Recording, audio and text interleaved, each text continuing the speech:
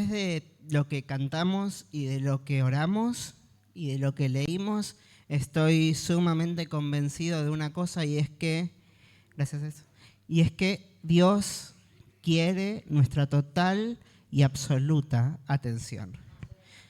Que estamos cantando que todo lo cambia cuando lo miramos a Él.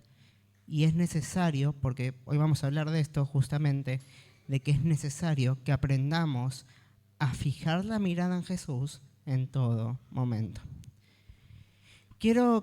Hace un tiempo, hace no mucho tiempo, pero unas par de semanas, el pastor nos compartía que era necesario que empecemos a orar la palabra.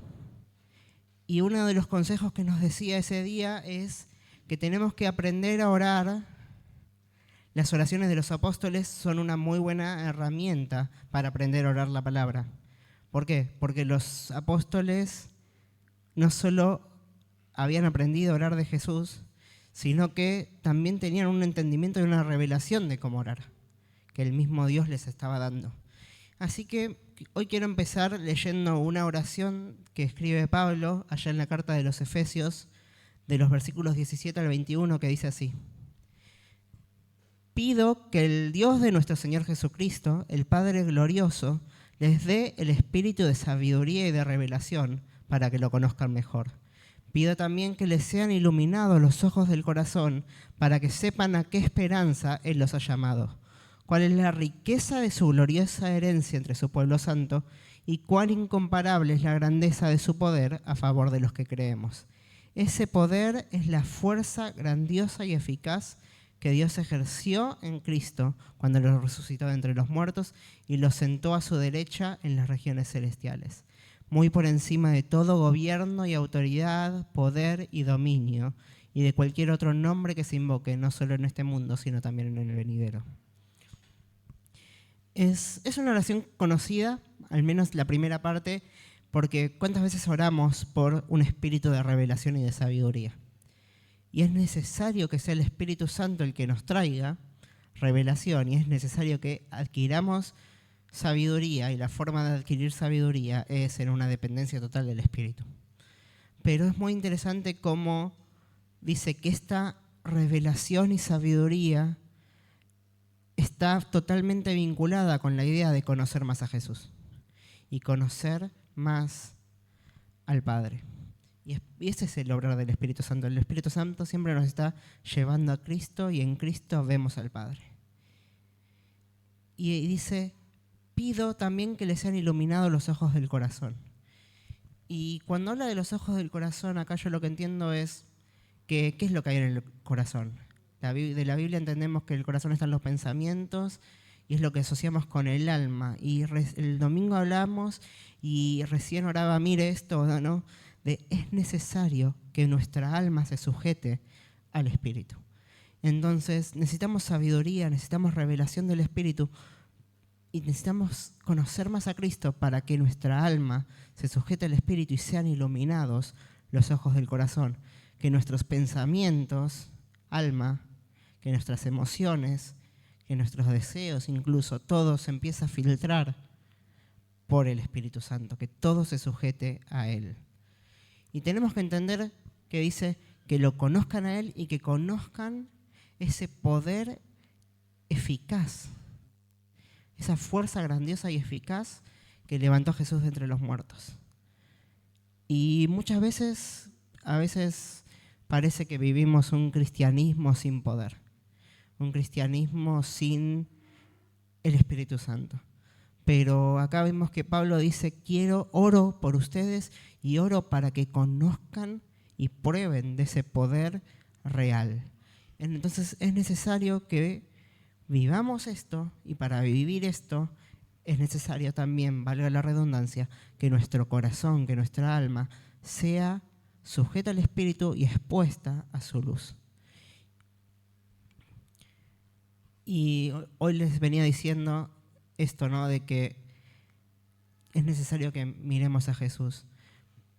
Y no estamos en Navidad, pero vamos a leer Isaías 9, 6 y 7, que es versículo navideño por excelencia, que dice: porque nos ha nacido un niño, se nos ha concedido un hijo.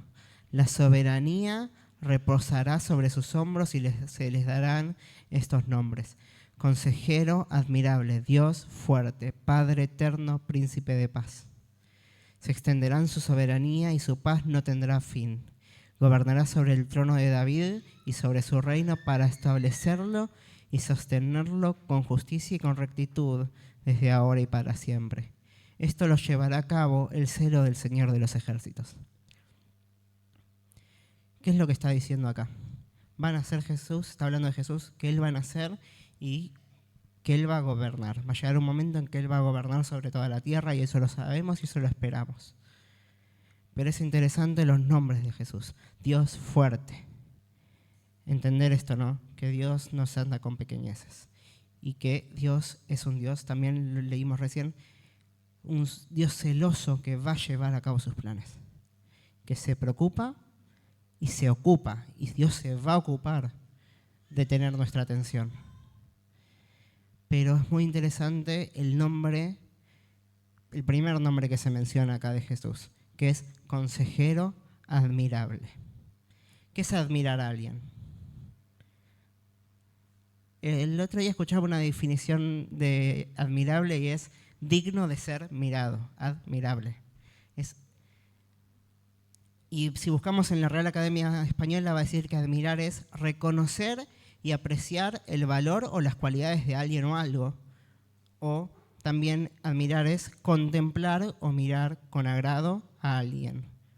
Y aclara, o algo bellos. Entonces, es necesario que aprendamos a contemplar a Cristo. Y es necesario que aprendamos a enfocar nuestra mirada en Él. Y descubrir sus atributos, sus cualidades, sus características, su carácter, su persona. Descubrirlo más, descubrir de su amor, descubrir de este poder del que les estoy hablando. Descubrir cómo Él se dio por nosotros, descubrir un montón de cosas de Él. ¿Por qué? Porque una vez que lo empezamos a contemplar, al mismo tiempo vamos a aprender a reconocerlo en todos nuestros caminos. Eso lo dice un salmo.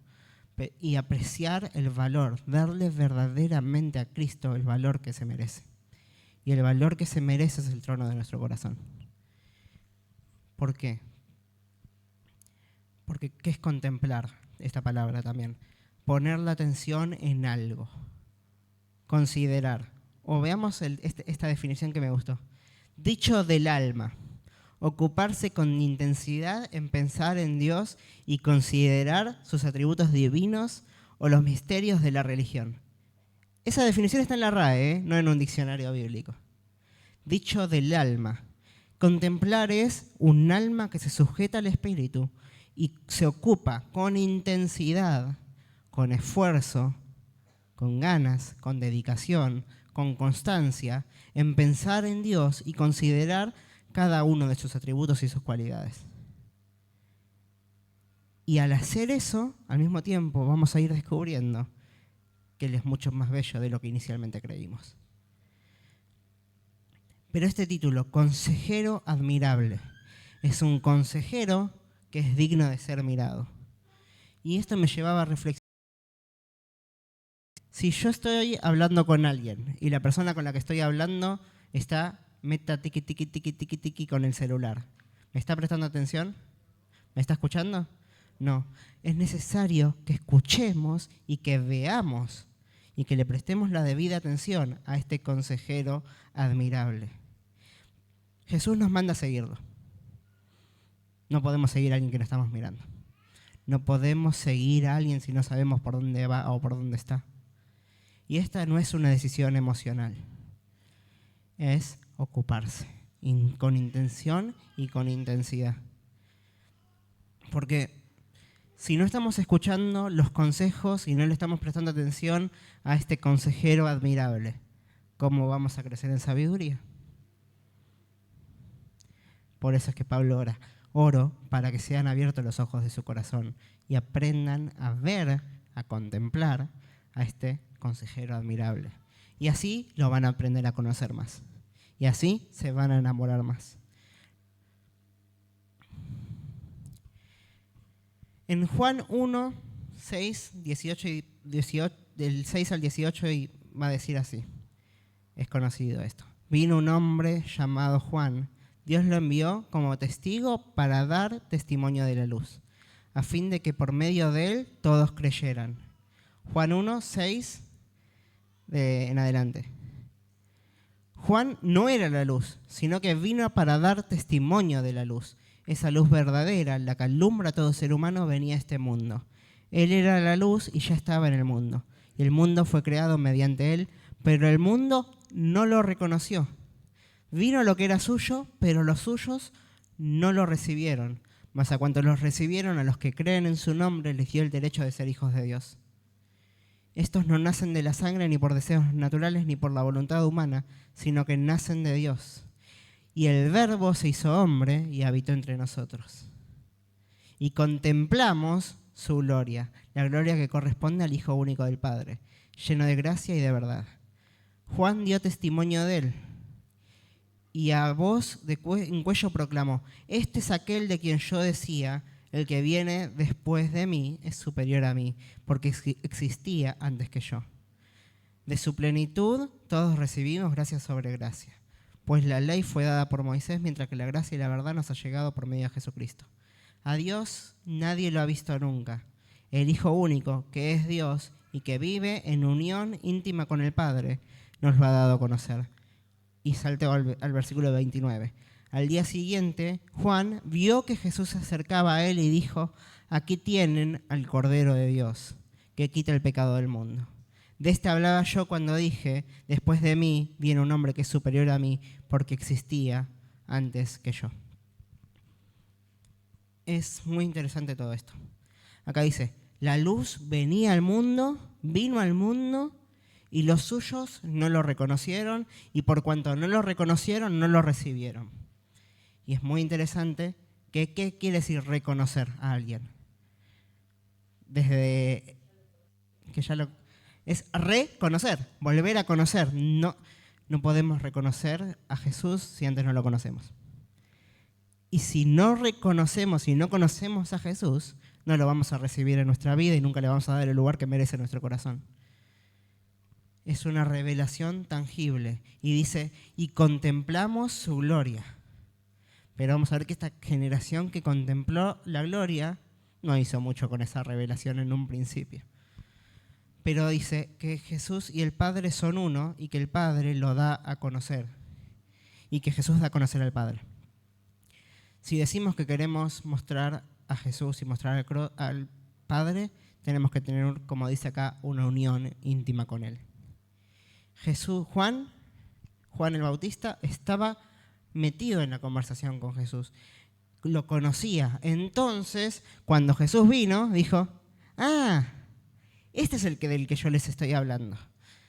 Y es muy interesante esto, ¿no? Que cuando Juan dice esta frase de aquí tienen al Cordero de Dios que quita el pecado del mundo, si vamos al original lo que está diciendo es: aquí tienen, mírenlo. Contemplen al Cordero que quita el pecado del mundo. Es Él del que estoy hablando. Entonces, Juan entendemos que entendió completamente cuál era su rol. No era recibir nada para él, sino apuntar a quién venía. Y es muy interesante esto, ¿no? Juan predicaba, Juan bautizaba a la gente, pero sabía en serio que no era él el importante, sino que apuntaba al importante. Pero a veces nosotros buscamos las señales y no buscamos al que está detrás de las señales. Y la respuesta es esta palabra que dice Juan: contemplen al Cordero. He aquí el Cordero. Juan 5, 19 al 23. Entonces Jesús afirmó: les aseguro que el Hijo no puede hacer nada por su propia cuenta, sino solamente lo que ve que su Padre hace. Porque cualquier cosa que hace el Padre, la hace también el Hijo. Pues el Padre ama al Hijo y le muestra todo lo que hace. Sí, y aún cosas más grandes que estas les va a mostrar, y los dejará a ustedes asombrados. Porque así como el Padre resucita a los muertos y les da vida, así también el Hijo da vida a quienes Él le place. Además, el Padre no juzga a nadie, sino que todo juicio le va delegado al Hijo, para que todos honren al Hijo como lo honran a Él. El que se niega a honrar al Hijo no honra al Padre que lo envió. Versículo 30 de Juan 5. Yo no puedo hacer nada por mi propia cuenta. Juzgo solo según lo que oigo y mi juicio es justo, porque no busco hacer mi propia voluntad, sino cumplir la voluntad del que me envió. Entendemos clarito, Jesús dependía del Padre. Yo veo y escucho y enseño lo que oigo. Y ustedes me siguen porque me ven a mí y ven al Padre a quien yo estoy enseñando. Y cuando me sigan, van a ver que van a ver cosas mayores que los van a dejar asombrados. Ahora mi pregunta es, si estamos en una generación que día a día va perdiendo su capacidad de asombrarse, que ve algo y dice, y a los 5 minutos ya estamos viendo otra cosa porque ya nos olvidamos. Creo que entonces tenemos un problema. Creo que eso es lo que está diciendo de nuestra generación, es que nos olvidamos cómo contemplar y cómo seguir al Padre. De vuelta, todo aquel que mira a Dios entiende su plan y su posición en Él. Y porque lo entiende, va a ser capaz de decir esta oración que se hizo tan presente en la vigilia: no se haga mi voluntad, sino la tuya. Juan 3, versículos conocidos de Juan, todo esto seguramente lo habrán escuchado. 13 al 21 va a decir: nadie ha subido jamás al cielo sino el que descendió del cielo, el Hijo del Hombre. Como levantó Moisés la serpiente en el desierto, también así tiene que ser levantado el Hijo del Hombre, para que todo aquel que cree en él tenga vida eterna. Juan 3:16, lo dicen ustedes. Porque tanto amó Dios al mundo que dio a su Hijo único para que todo aquel que en él crea no se pierda, sino que tenga vida eterna. Dios no envió a su Hijo para condenar al mundo, sino para salvarlo por medio de él. El que cree en él no es condenado, pero el que no cree ya está condenado por no haber creído en el nombre del Hijo único de Dios. Esta es la causa de la condenación: que la luz vino al mundo, pero la humanidad prefirió la oscuridad a esa luz, porque sus obras eran malas. Pues todo el que hace lo malo aborrece la luz y no se acerca a ella por temor a que sus obras queden al descubierto. En cambio, el que practica la verdad se acerca a la luz para que se vea claramente que ha hecho sus obras en obediencia a Dios. ¿Saben lo que está diciendo acá? La condenación viene por no levantar los ojos de mi ombligo y mirar al Hijo. El Hijo está llamando nuestra atención y necesitamos entender que Él fue levantado y que tenemos que ir y morir en esa cruz con Él. Tenemos que hacer propia la oración de decir: que se haga tu voluntad y no la mía. Porque cuando nos acercamos a Él nos exponemos a su luz. Y esa luz, todo lo cambia. No voy a cantar yo, perdón. Pero todo lo cambias, tú me cautivas. Nada va a ser igual cuando te miro a ti. Tenemos que exponernos a la luz de esa cruz. Pero saca esta imagen, ¿no? De la serpiente siendo levantada en el desierto por Moisés. Y el pueblo de Israel, entendemos que cuando vive esa imagen, cuando Dios les explica esa imagen, estaban en el desierto. Eso quiere decir que eran gente que tenía que vivir en libertad y estaban en camino a la tierra prometida que Dios les había dado. Pero dice así, Números 21. Los israelitas salieron del monte de Or por la ruta del Mar Rojo, bordeando el territorio de Edom. En el camino se impacientaron y comenzaron a hablar contra Dios y contra Moisés. ¿Para qué nos trajeron ustedes a Egipto a morir en este desierto? Se ríen por mi voz esta gente mala. Aquí no hay pan ni agua. Ya estamos hartos de esta pésima comida. Por eso el Señor mandó contra ellos serpientes venenosas, para que los mordieran, y muchos israelitas murieron. El pueblo se acercó entonces a Moisés y dijo: hemos pecado al hablar contra el Señor y contra ti. Ruégale al Señor que nos quite estas serpientes. Y Moisés intercedió por el pueblo, y el Señor le dijo: hazte una serpiente y ponla en el asta. Todos los que sean mordidos y la miren vivirán. Moisés hizo una serpiente de bronce y la puso en un asta. Los que eran mordidos y miraban a la serpiente de bronce vivían. ¿Qué dice? El pueblo que tenía que vivir en libertad se impacientó. Corrió la mirada de lo que tenía que estar mirando, que era la promesa de Dios. Y empezó a verse a sí mismo. Empezó a ver su propia necesidad. Empezó a ver: hoy antes estábamos mejor. ¿Qué problema? Si Dios nos lleva de gloria en gloria, sigámoslo a Él. Lo que antes parecía bueno, tenemos que hacer como Pablo y decir, esto es para mí basura con tal de ganar a Cristo. ¿Por qué? Porque cuando corremos la mirada de Cristo, la realidad es que en vez de sujetar nuestro espíritu, nuestra alma, sujetamos nuestra vida a la carne. Digo, nuestra alma, nuestro espíritu. En vez de sujetar todo al espíritu, somos guiados por nuestros propios impulsos. Y nos quedamos con nuestro propio veneno. Porque es interesante esto, ¿no? Que la condenación viene simplemente por no exponernos a la luz. O sea, la condenación es por no entrar, no necesariamente por quedarnos afuera. El que tenga oídos para oír, oiga. Y hay un pasaje en este sentido que me está molestando, en el sentido de que Dios no me deja sacar esta idea.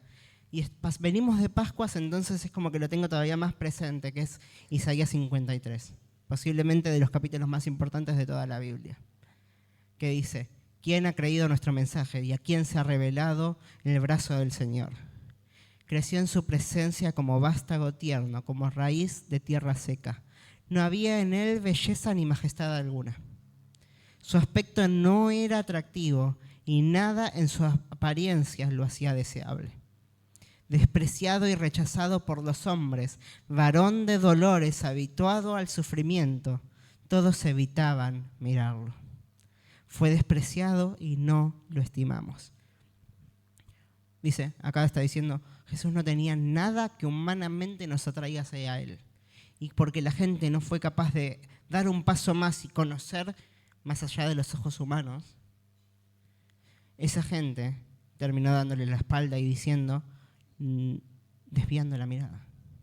Y esta frase me está perturbando. Y algunos lo saben que me está perturbando. Pero no podemos desviar la mirada. Hoy en día no podemos desviar la mirada, porque de todo lo que desviamos la mirada, le bajamos el valor. Fue despreciado y no lo estimamos. Si desviamos la mirada, no podemos decir que Él tiene el trono de nuestro corazón.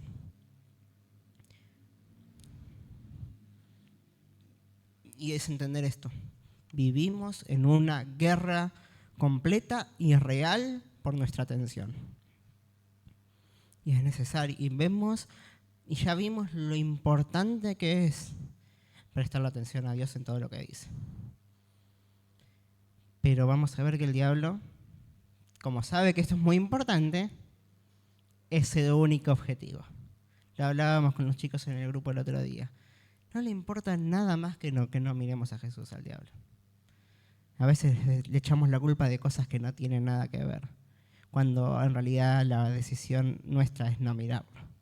De vuelta, todos los que levantaban los ojos y miraban a la serpiente y miraban a la cruz eran sanos, pero era una decisión propia. Génesis 3:6 habla del pecado, no quiero leer todos los versículos de Génesis 3, lo pueden leer después, pero dice, la mujer vio que el fruto del árbol era bueno para comer y que era atractivo a la vista y era deseable para adquirir sabiduría. Así que tomó de su fruto y comió. Luego dio a su esposo que estaba con ella y él también comió. Se dejó ver por sus ojos naturales, vio que era atractivo, dijo, vamos.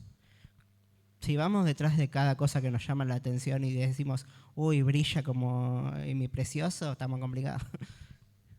No podemos guiarnos por los ojos naturales. No podemos guiarnos ni siquiera por nuestros propios deseos, porque ahí es cuando caemos en la trampa. Cuando decimos, y que en esta área pequeña se haga mi voluntad y no la de Dios, estamos en el horno. Y vamos ahora a profundizar un poco más de la gravedad de todo esto. Sabemos claramente, Mateo 6:33, ¿qué dice? Busquemos primeramente el reino de Dios y su justicia y todas las demás cosas van a venir por añadidura. Conocemos el speech, pero vamos a ver que hay muchas veces que declaramos una prioridad, decimos que tenemos una prioridad y vivimos completamente lo contrario. Y es muy peligroso, esto tengámoslo en cuenta, ahora voy a volver a esta idea. Pero a veces te asociamos al diablo solo con lo bueno. O con lo bueno en el sentido de, uy, me hace pecar porque esto que me causa placer, como la manzana que le gustaba a Eva, y la comió y pecó. Pero al mismo tiempo hay otra forma de desviar la mirada de Jesús, que es a través del miedo, a través de la duda no bien enfocada. No lo vamos a leer este versículo, pero en Mateo 14 encontramos una historia que es cuando Pedro camina sobre las aguas. Pedro está experimentando el poder de Dios, está experimentando algo que causaba asombro. Pero deja de experimentarlo, ¿por qué? Porque por un instante escucha los truenos, escucha la tormenta y desvía la mirada de Cristo. Y Cristo cuando lo ve dice, hombre de poca fe, ¿por qué dudaste? Si dudamos, nos vamos a caer. Si corremos la mirada de Jesús, no solo no es que no vamos a experimentar esas cosas gloriosas y asombrosas que nos van a sorprender por el poder del Espíritu Santo, sino que vamos a terminar cayendo. Pero lo contrario de Pedro lo encontramos en Moisés, por ejemplo. Hebreos 11:27, este pasaje también me gusta mucho, pero dice, por la fe dejó a Egipto, no temiendo la ira del rey, porque se sostuvo como viendo al invisible. No temiendo la ira del rey, no temiendo la tormenta, no temiendo la situación que podía enfrentar, porque se sostuvo como viendo al invisible. No corrió la mirada, entonces pudo atravesar la tormenta. La fe es confianza y la fe se demuestra a través de nuestra obediencia. No me muevo por lo que veo humanamente, me veo por lo que Cristo dice, porque estoy contemplándolo y escuchando todo lo que tiene para decir. Y no me guío por los altibajos de mi alma, porque mi alma está llena de altibajos. Un día estoy acá y un día estoy acá. Me guío por el Espíritu y la seguridad que Él me da. En Hebreos, si no me equivoco, es Hebreos 6, en el pasaje no lo busqué, pero dice, ancla firme del alma es la esperanza. Mis emociones turbulentas las domino. ¿Cómo? Conociendo la esperanza que tengo en Cristo, de que hay vida en Él y que mi vida está segura en Él. Y esta es la parte que más me parece que... si tienen que escuchar alguna parte del mensaje, escuchemos esta porque ahora van a ver por qué. Arrancamos orando y leyendo Salmo 27. Terminamos, viene la parte de la administración que leemos, Salmo 27. ¿De qué voy a hablar ahora? Salmo 27. Bien, entonces, ¿cuál es el contexto del Salmo 27? David en un mal momento. David en un momento que es perseguido, que está en guerra, que está complicado, y en ese momento David se acuerda del Señor.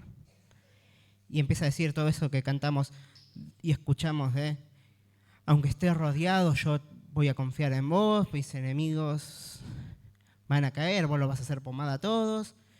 Y en ese contexto también dice el versículo 4. Y el versículo 4 es el que dice, una cosa pido, y es lo único que persigo, habitar en la casa del Señor todos los días de mi vida, para contemplar la hermosura del Señor y buscar orientación en su templo. Versículo 8, también me gusta, así que lo agrego. El corazón me dice, busca su rostro, y yo, Señor, tu rostro busco. Quiero mirarte, quiero mirarte. David en este momento está diciendo, estoy en la guerra, pero mis prioridades son las correctas. Estoy en la guerra, pero yo quiero agradar al Señor con toda mi vida y quiero estar en su templo y quiero mirarlo. ¿Y saben cómo termina esa guerra de David y cómo termina la persecución? En victoria. Si vemos el principio de la vida de Dios, de David, es victoria tras victoria tras victoria. Aún en medio de la persecución, el tipo es usado por Dios en todo momento. David dice, quiero habitar en tu templo y escucharte y ver a ese consejero admirable y escuchar todo lo que tiene para decirme. Vemos que David tiene las prioridades correctas. Tan correctas tiene las prioridades David que de esto también habla otro salmista y dice, Salmo 132, 1 al 5, vamos a leer. Dice, es otro salmista que dice, Señor, acordate de David y de todas sus penurias, de lo mal que la pasaba. Acuérdate de sus juramentos al Señor, de sus promesas al poderoso de Jacob. No entraré a mi casa ni iré a mi cama, no me permitiré cerrar los ojos, ni siquiera el menor pestañeo, hasta antes de hallar un lugar para el Señor, una morada para el poderoso de Jacob. David quería construir un templo para el Señor. Vemos que era tan prioridad que dice que el tipo juraba y decía, no voy a dormir, no voy a dormir, no voy a dormir. ¿Cuántas veces cantamos y decimos cosas así como David? ¿Cuántas veces nos emocionamos en un tiempo de ministración como recién? Y hacemos propias estas palabras que leíamos.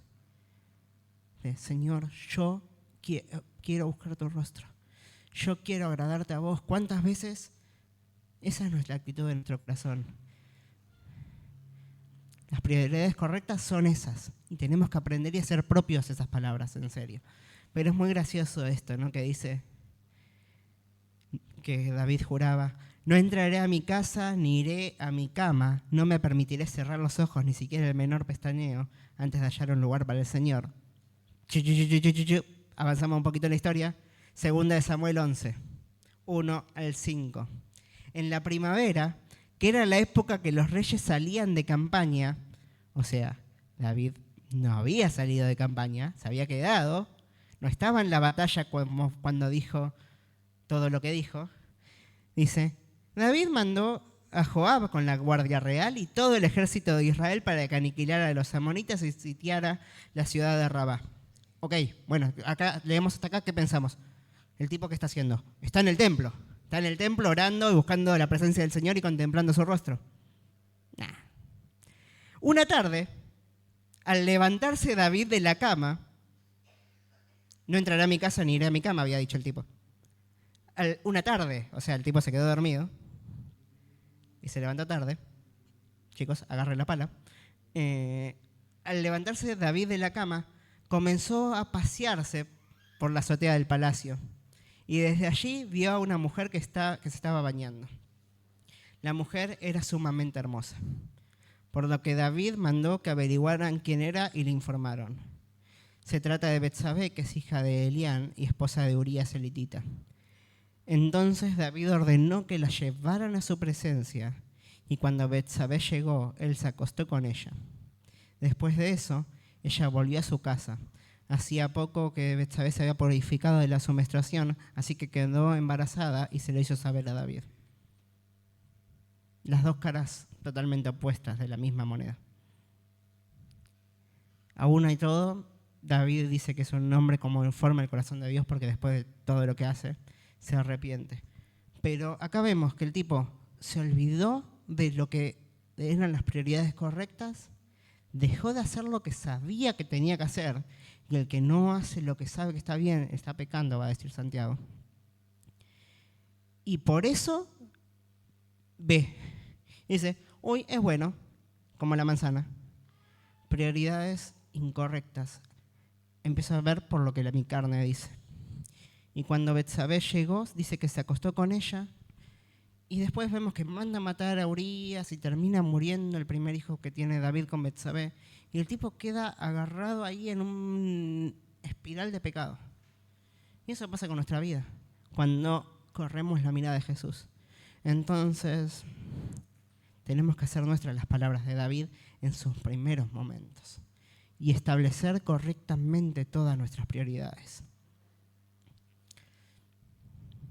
Acá podría también hablar, por ejemplo, de Sansón y de cómo el tipo también se dejó seducir y terminó perdiendo los ojos. O sea, no podía contemplar más nada. Nos vamos apagando cuando caemos en esa trampa. En cambio, los que miran, Apocalipsis 4, los que miran y contemplan, cada día tienen más ojos. Cada día tienen más revelación. Y bueno, esto vamos a saltearlo. Hebreos 12, 1 al 3. Por lo tanto, también nosotros que estamos rodeados de una nube tan grande de testigos, despojémonos de todo el peso y del pecado que nos asedia y corramos con perseverancia la carrera que tenemos por delante. Fijemos la mirada en Jesús, el iniciador y perfeccionador de nuestra fe, quien, por el gozo que le espera, soportó la cruz, menospreciando la vergüenza que ella significaba, y ahora está sentado a la derecha del trono de Dios. Así pues, consideren aquel que perseveró frente a tanta oposición por parte de los pecadores, para que no se cansen ni pierdan el ánimo. Acá el autor de Hebreos es claro. De vuelta, fijen la mirada en Jesús. Él es el ejemplo, Él es el camino. Él es el que inicia y perfecciona su vida cuando lo siguen. Síganlo. No es como cierto presidente, Él no nos va a defraudar. Tengo que hacer referencias a veces. Y no es comentario político, simplemente me gusta la frase. Pero es esto, ¿no? Dice, fijen la mirada en Jesús. Fijen la mirada en Jesús.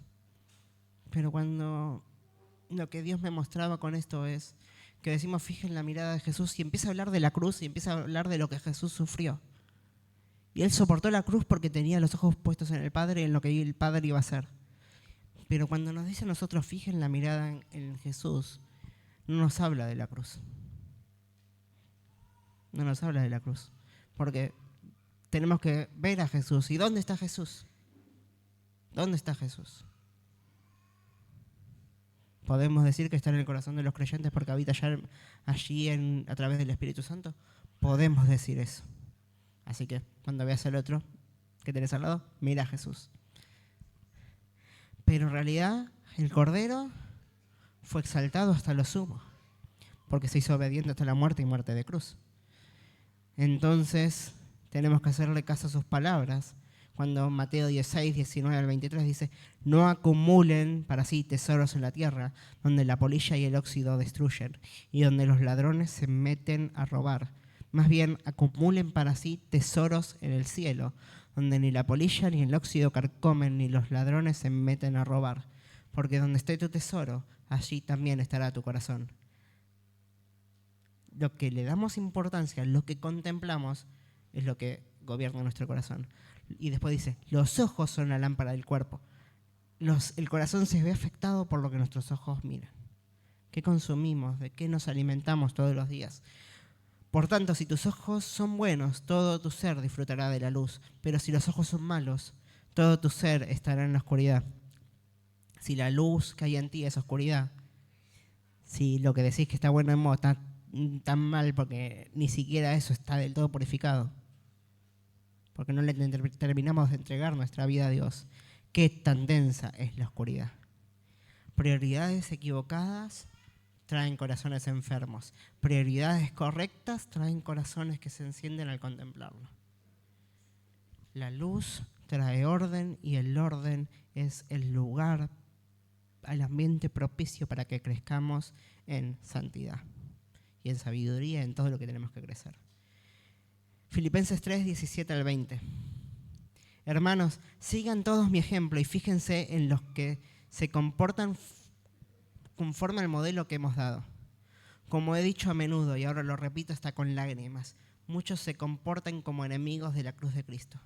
Su destino es la destrucción, su Dios es el estómago, y se enorgullecen de lo que es su vergüenza. Solo piensan en lo terrenal. En cambio, nosotros somos ciudadanos del cielo, de donde anhelamos recibir al Salvador, el Señor Jesucristo. Esto lo escribe en el Nuevo Testamento, Jesús ya había ascendido. De vuelta, no miremos lo terrenal, miremos al que está exaltado y sentado a la derecha de Dios. Porque si no lo hacemos, nos vamos a comportar como enemigos de la cruz. ¿Por qué? Porque nos vamos a guiar por nuestro estómago, por nuestros deseos, por la carne. Y nos vamos a enorgullecer de las cosas que deberíamos rechazar. Y vamos a estar justificándonos. Y no hay nada más peligroso que un corazón pecaminoso que se la pasa justificando a sí mismo. Porque ese corazón termina siendo tibio. No me quedan ya muchos versículos, pero leímos bastante. Colosenses 3, 1 al 4. Ya que han resucitado con Cristo, busquen las cosas de arriba, donde está Cristo sentado a la derecha de Dios. Concentren su atención en las cosas de arriba, no en las de la tierra, pues ustedes han muerto y su vida está escondida con Cristo en Dios. Cuando Cristo, que es la vida de ustedes, se manifiesta, entonces también ustedes serán manifestados con Él en gloria. Es muy interesante esto, ¿no? Pero resucitamos con Cristo, esa es nuestra identidad, esa es nuestra posición. Y tenemos que mirarlo a Él, porque nuestra vida está segura en Él.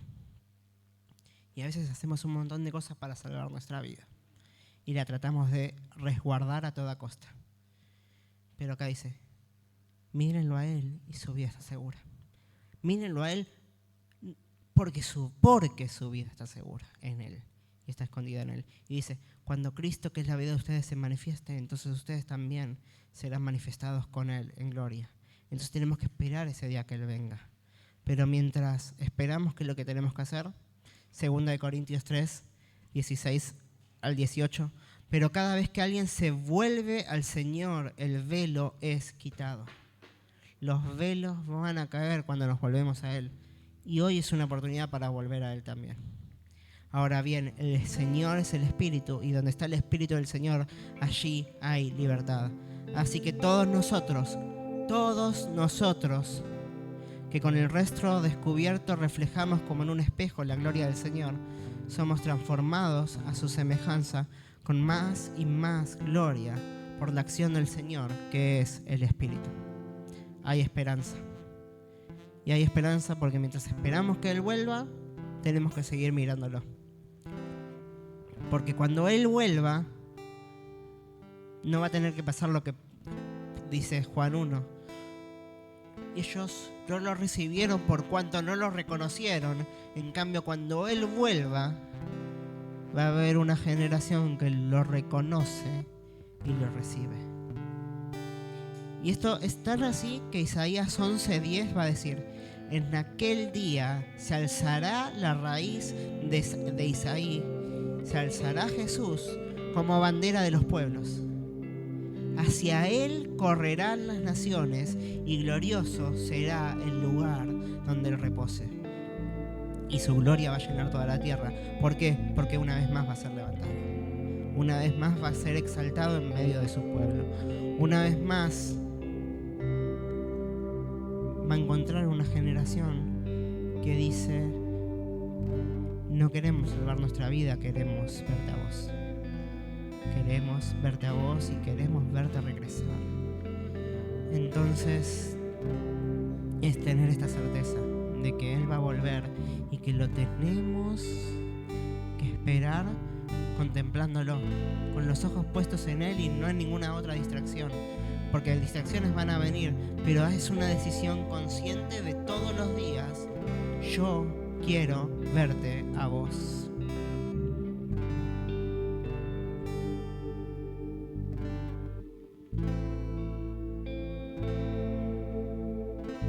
Pensé que ya había subido, perdón. Me ha fallado mi instinto. Eso por no prestar atención yo.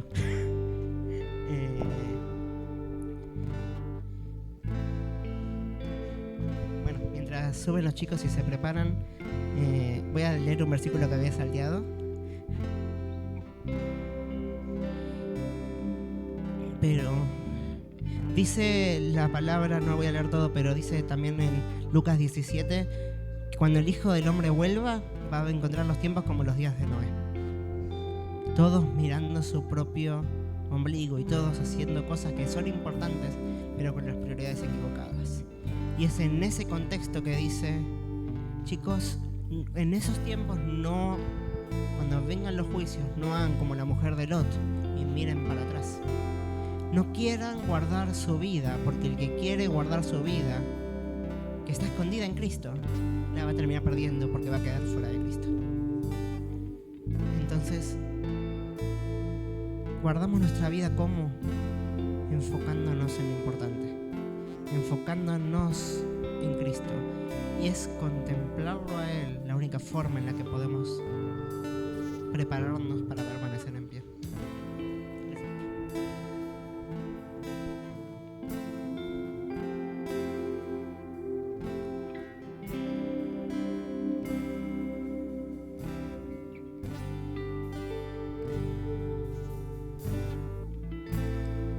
Lindo, lindo eres tú, gloria, gloria, yo te doy. Jesús,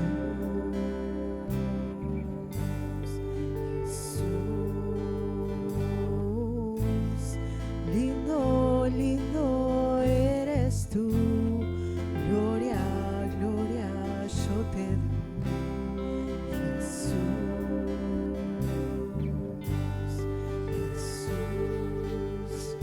me llevas delante del trono, muestra tu belleza, quiero ver tu rostro.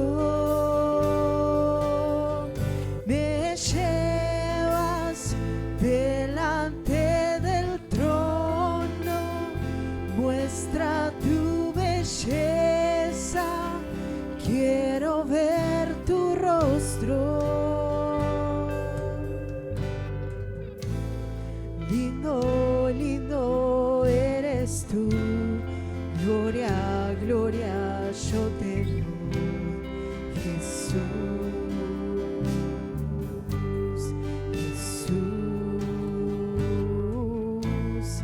lindo, lindo eres tú, gloria, gloria, yo te doy.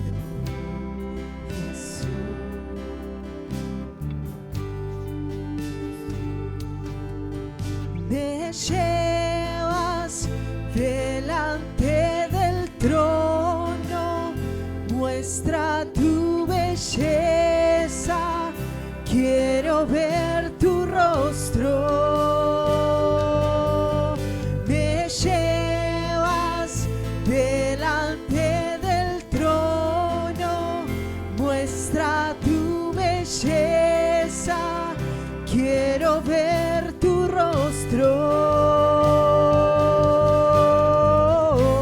Yo solo quiero verte a ti, yo solo quiero ver, yo solo quiero verte a ti.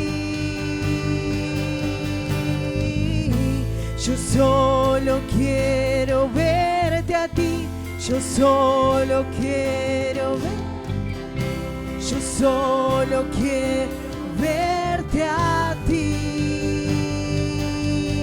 Me llevas delante del trono, muestra tu belleza, quiero ver tu rostro.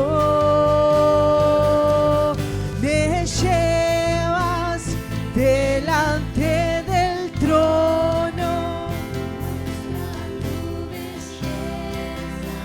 y quiero ver tu rostro. Yo solo quiero verte a ti, yo solo quiero verte a ti, yo solo quiero verte a ti. Yo solo quiero verte a ti, solo quiero verte a ti, yo solo quiero verte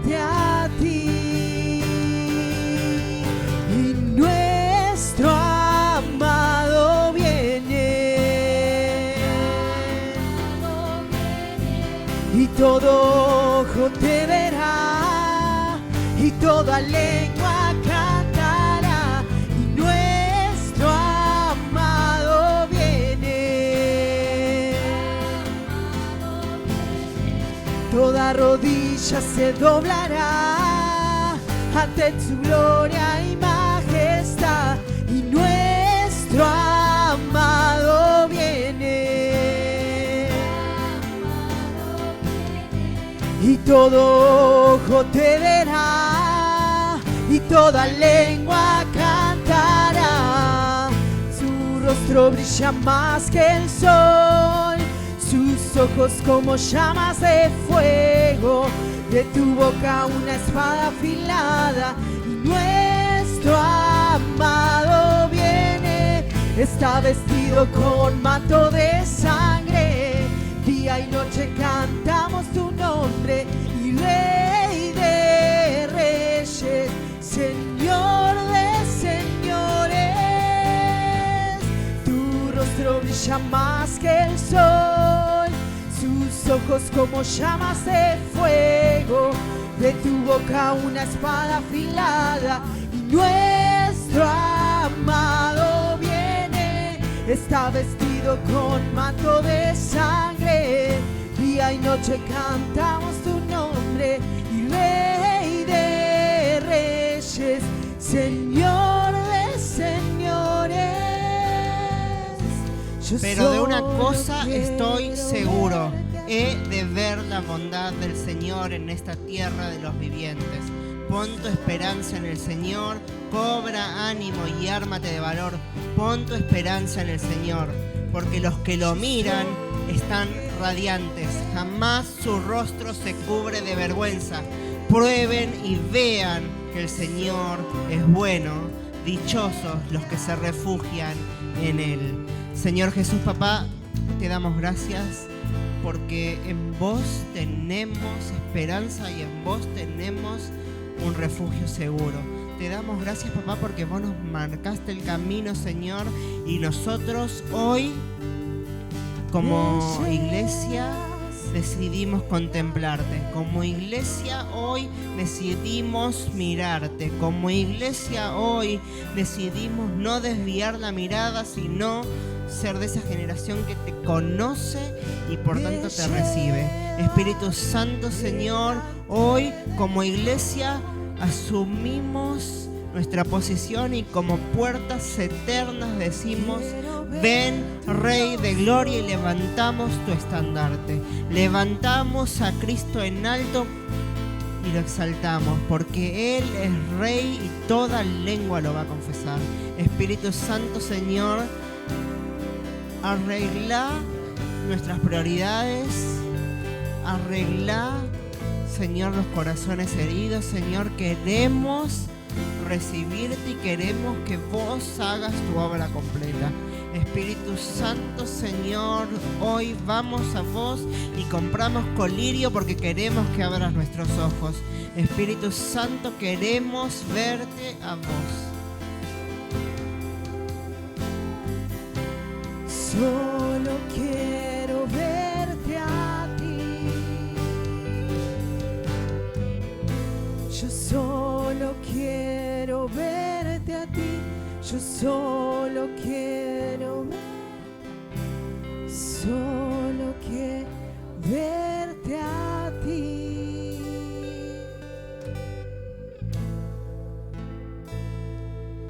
Te damos gracias, papá, porque vos sos bueno. Y porque cuando te vemos y fijamos la mirada en vos, no somos avergonzados. Te damos gracias, papá, por todo y seguí transformándonos de gloria en gloria y renovando nuestra capacidad de asombro. Gracias, Jesús, en tu nombre. Amén.